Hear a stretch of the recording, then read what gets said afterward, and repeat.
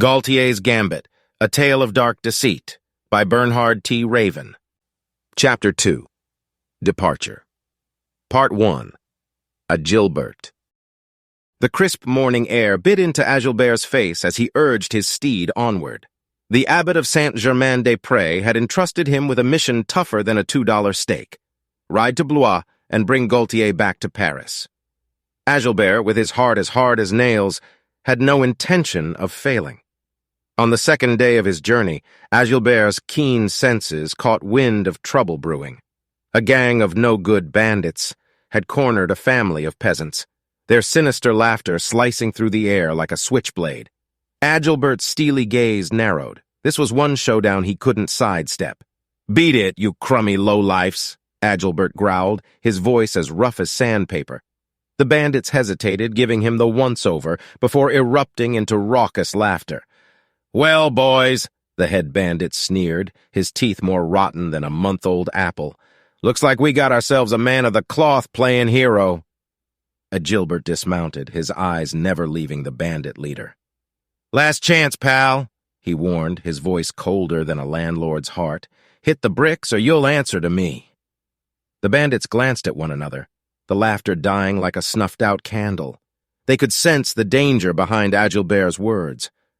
With a growl, they charged. Agilbert sprang into action, quicker than a cat on a hot tin roof. He disarmed one bandit with a well-placed kick, then spun to take down another. The peasants gaped as the monk made mincemeat of the thugs. In a heartbeat, the bandits were out for the count, their weapons tossed aside. The family rushed to thank Agilbert, their eyes brimming with gratitude. "Please, kind sir," the mother pleaded, "let us repay you with a warm meal and a place to rest." Agilbert shook his head. "I'm much obliged, but I got an urgent mission to see through," he replied, his voice softer than a silk handkerchief. Focusing on one of the bandits, Agilbert noticed the man had taken a nasty hit from his sword. The bandit, recognizing the monk's garb, tried to rattle Agilbert one last time. Blood dribbled from his mouth as he snarled, "Ain't you Agilbert, the abbot's errand boy, his bootlicker?" Agilbert raised an eyebrow, unfazed. "Maybe I am. What's it to you?" The bandit laughed weakly, his voice like nails on a chalkboard. "There are forces at play here, monk, bigger and badder than your worst nightmare.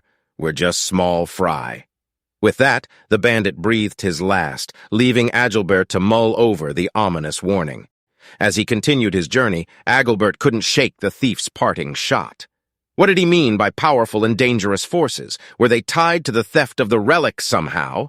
The open road stretched out before him, offering no answers, only the relentless march of time. Agilbert knew he couldn't afford to be thrown off track, not with the very existence of the monastery on the line. With a steely resolve, he spurred his horse onward, racing against the shadows that threatened to swallow them whole. You want to know how the story develops? Subscribe now.